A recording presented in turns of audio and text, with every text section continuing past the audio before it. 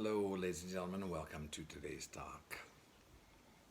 I thought I would be out on the trail using the selfie stick today, but my daughter decided to go walking with me, and she doesn't want me filming with her on the walk, so I had to squash that plan. But I did get a threefer in today, and I like that when that happens. I got my exercise, had a quality time with my daughter, and we walked the dog. So it was a nice threefer. It would have been a fourfer if I would have made a YouTube video this same time. But anyways, today's talk. Welcome to today's talk. I just want to talk about the day I had a couple days ago. It was one of those days where everything seemed to go wrong, but I persevered and everything turned out all right, I guess. But I wanted to tell you this quick little story, and it may or may not do you any good, but you might find it humorous.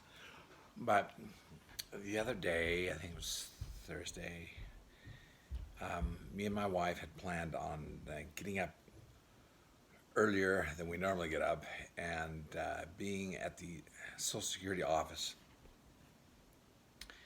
at opening or before opening, so we get first in line and don't have to spend all day sitting there in the Social Security office. So we decided to leave here about 8:15. When we go out to leave, and I've got a flat tire. Say, oh no. So I quickly switched cars and drove down to the Social Security office and got there 5 or 10 minutes before opening. Weren't too far back in the line, maybe 4 or 5 people back in line. So we go into the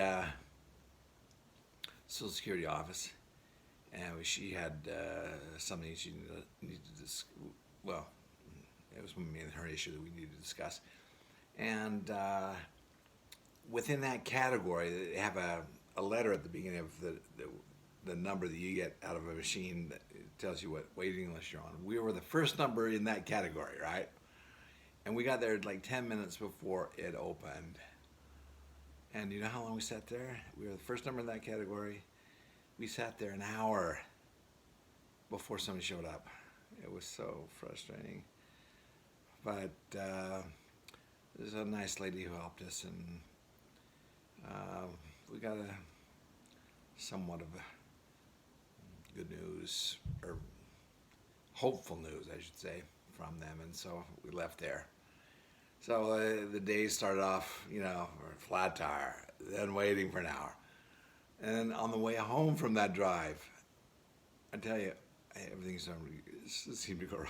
We get a call from my daughter, and she says, that little tank above your water heater, she says, that is sprung a leak and is spraying water all over the basement, the laundry room. It's called what's that called? It's called the Backstop, is the brand name, but it's a pressure expansion tank for safety. And it was slightly, it showed some signs of rusting in one spot, and I knew it was going to blow soon, but anyways, it is not under my home and warranty, obviously, so I have to take care of it. That's okay. So I go, oh no. So we drive on home. I get home and I find out that it's not an emergency. They got the leak stopped and got it all plugged up, and it didn't need to be addressed right that very second. But I thought I would try to go out and get at least my car tire, get that quickly changed. Without a car, you're so hampered. And luckily, my son-in-law had an electric pump, and we decided to take the extension cord out to the car. It was parked on the street, and found out that luckily the car didn't have a fast leak. Didn't have a fast leak. Kind of had a slow leak. So, and I found a nail or a screw that was in there that was causing it. So I knew exactly what happened. So we quickly pumped that up. I thought I would drive down to the local discount tire place, which repairs things for free like that, just tires for free. Okay, so I drive down there. It's about 10 minutes away. Drive down there. Yeah, well, it'll be about 4 hours. I go, well, no. Let me try another place. So I went to Costco Tire Department. Yeah, it's not free, but do you have time to repair it right now? It'll take about 4 hours. The tire appointments take precedent, and so these show up. People have appointments for the tires, and these people that just show up, we'll see where we can fit them in. So I thought, oh no. So I go to another place. I drove down to Walmart in the next town, which is actually where I bought the tires.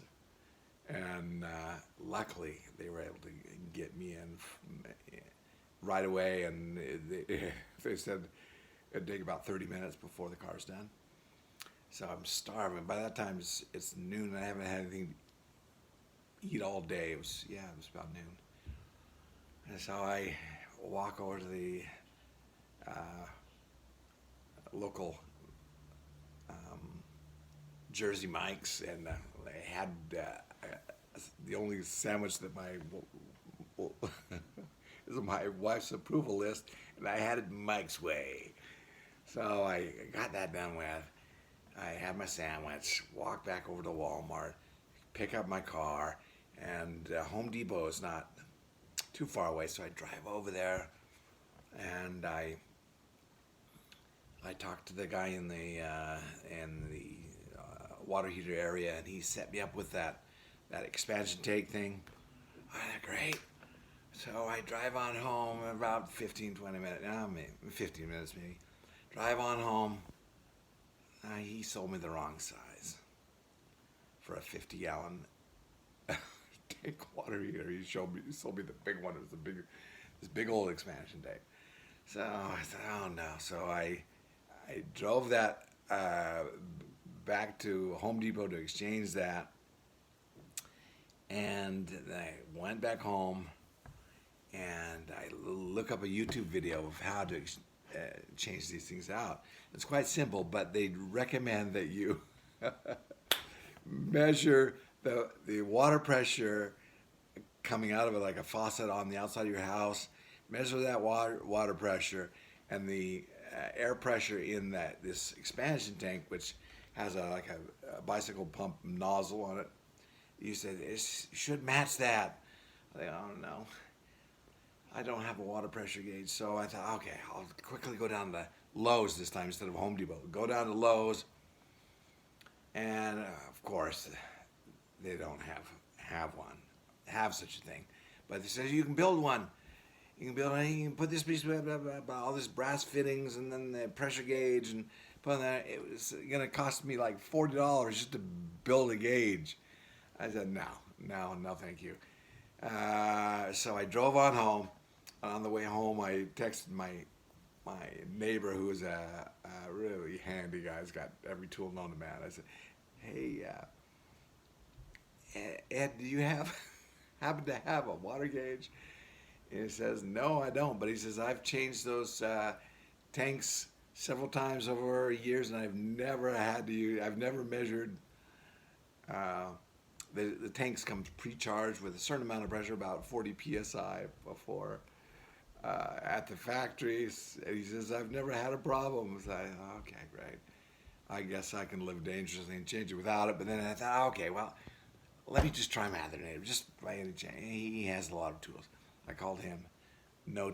He doesn't have a pressure gauge either. So okay, so let's live dangerously. Let's get it changed out. So it wasn't too difficult, but I couldn't get the thing with my strength right now. It's not very good. I could not get the thing off, so I had to get my son-in-law to come help me break the seal or whatever, and to unscrew it, right? So then we line up the new tank, and darn it, we could not get the threads to line up. But finally we got lined up, and I'm just thinking, by this time it's about 6 p.m. Well, just before 6 p.m. I have to work at home. It's 6 p.m. at night.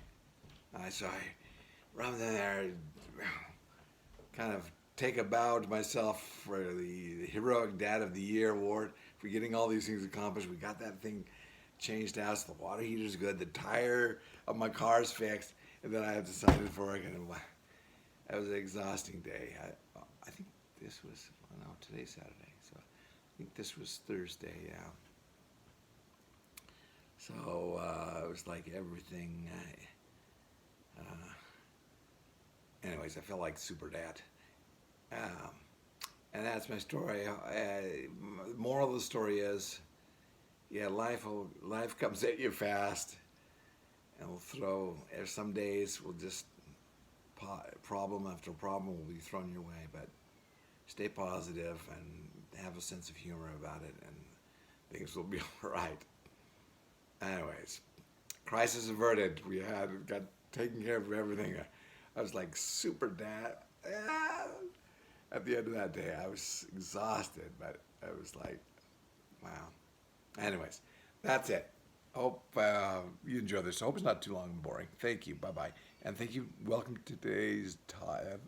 Thank you for listening to today's talk. Bye-bye.